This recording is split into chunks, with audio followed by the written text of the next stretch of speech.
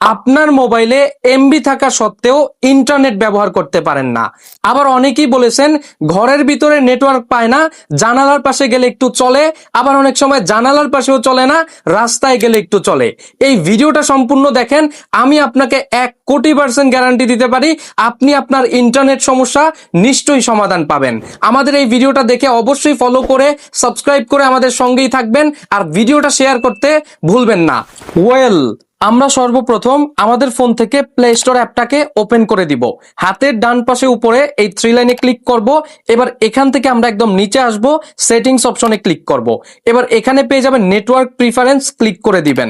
এবার এখানে দেখেন অটো আপডেট অ্যাপস, এখানে ক্লিক করে দিবেন এবং এখান থেকে ডোন্ট অটো আপডেট অ্যাপস এটা সিলেক্ট করে দিবেন। এবার এখান থেকে বের হয়ে চলে আসবেন। এবার চলে যাবেন আপনার মোবাইলের সেটিংসের অ্যাপে। আবারও বলি, আপনার যেই কোনো ফোন হোক, অর্থাৎ রেডমি অথবা স্যামসাং অথবা যে কোনো ফোন হোক, আপনি একই সেটিংস খুঁজে পেয়ে যাবেন। আমি যেভাবে বলি ঠিক ওইভাবে করবেন, তাহলেই হয়ে যাবে। আপনারা সর্বপ্রথম আপনাদের মোবাইল থেকে এইখান থেকে চলে আসবেন সিম কার্ড অ্যান্ড মোবাইল নেটওয়ার্কস, এখানে ক্লিক করবেন। এখানে ক্লিক করার পরে আপনার যেই সিমে নেটওয়ার্ক রয়েছে, যেমন গ্রামীণ হলে গ্রামীণ, আর বাংলালিংক বা এয়ারটেল যেটা হোক, আপনার এখানে নামগুলো থাকবে, সেটার উপরে ক্লিক করে দিবেন। এবার এখান থেকে আপনি একটা অপশন পেয়ে যাবেন, সেটা হচ্ছে নেটওয়ার্ক টাইপ বলে, আপনি এখানে ক্লিক করে দিবেন। এবার এখান থেকে একটা বিষয় খেয়াল রাখবেন, আপনার মহল্লায়, আপনার এরিয়ায়, আপনার এলাকায় যেই নেটওয়ার্কটা সর্বোচ্চ রয়েছে, যেমন আপনার এখানে যদি 4G থাকে 4G অথবা 5G থাকে 5G সিলেক্ট করে দিবেন, অথবা একদম উপরে যেটা সর্বোচ্চ থাকবে সেটা সিলেক্ট করে দিবেন। এবার এখান থেকে ব্যাকে চলে আসবেন। ব্যাকে আসার পরে এইখান থেকে একটা অপশন পেয়ে যাবেন কানেকশন অ্যান্ড শেয়ারিং বলে, এখানে ক্লিক করে দেন। কানেকশন অ্যান্ড শেয়ারিং অপশনে ক্লিক করার পরে এইখান থেকে আপনি একটা অপশন পেয়ে যাবেন ডাটা ইউজ, এখান থেকে আপনারা এই ডাটা ইউজ অপশনে ক্লিক করে দিবেন।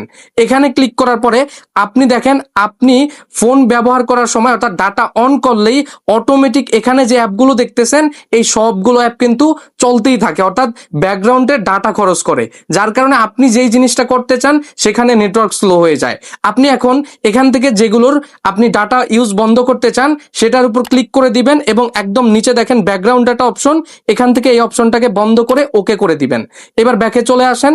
ব্যাকে আসার পরে আপনি আবার ওইখান থেকে কানেকশন অ্যান্ড শেয়ারিং অপশন পাবেন, এইখান থেকে আপনি কানেকশন অ্যান্ড শেয়ারিং অপশনে ক্লিক করে দিবেন।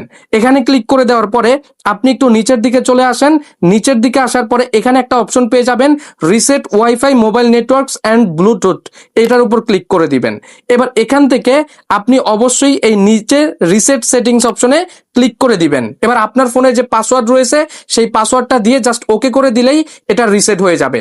আবারও এখানে একটু স্মরণ করিয়ে দেই, এটা রিসেট করলে আপনার ফোনের কোনো ধরনের ইনফরমেশন যাবে না, যেমন আপনার ফটো ভিডিও অথবা কোনো অ্যাকাউন্ট আপনার ফোন থেকে চলে যাবে না। এই রিসেটটা করলে হবে কি, আপনি যদি কারোর ওয়াইফাই কানেক্ট করে থাকেন আপনার মোবাইলে, সেই পাসওয়ার্ড চলে যাবে। আপনি যদি কারোর সঙ্গে ব্লুটুথে এর আগে কানেক্টেড থাকেন সেটা আপনার চলে যাবে। আর হচ্ছে আপনার মোবাইল ডাটার যদি কোনো নেটওয়ার্কের সমস্যা থাকে সেটাও ঠিক হয়ে যাবে।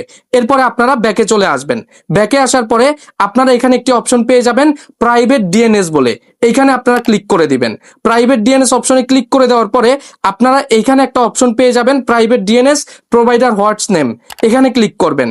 এবার এখানে যদি কোনো লেখা থাকে সেগুলোকে কেটে দিবেন এবং আমি স্ক্রিনে যে লেখাটা লিখে দিলাম 1.1.1.1, এই লেখাটা লিখে আপনারা জাস্ট সেভ অপশনে ক্লিক করে দিবেন। আমি যেই সেটিংস দেখিয়েছি এই সেটিংস এর সঙ্গে যদি আপনার ফোনের সেটিংস না মিলে, তাহলে কিন্তু আপনি অবশ্যই আমার যে অপশনটাতে ক্লিক করে আমি সেটিংসটা করেছি সেই অপশনটুকু নাম লিখে আপনি আপনার ফোনের সার্চ বারে সার্চ করবেন, তাহলেই কিন্তু অপশনগুলো পেয়ে যাবেন। তো এভাবে করেই আপনি আপনার ফোনের নেটওয়ার্ক স্পিড কিন্তু অনেক গুণ বাড়িয়ে দিতে পারেন। ভিডিওটা শেয়ার করে আপনার ফেসবুকের টাইমলাইনে রেখে দেন।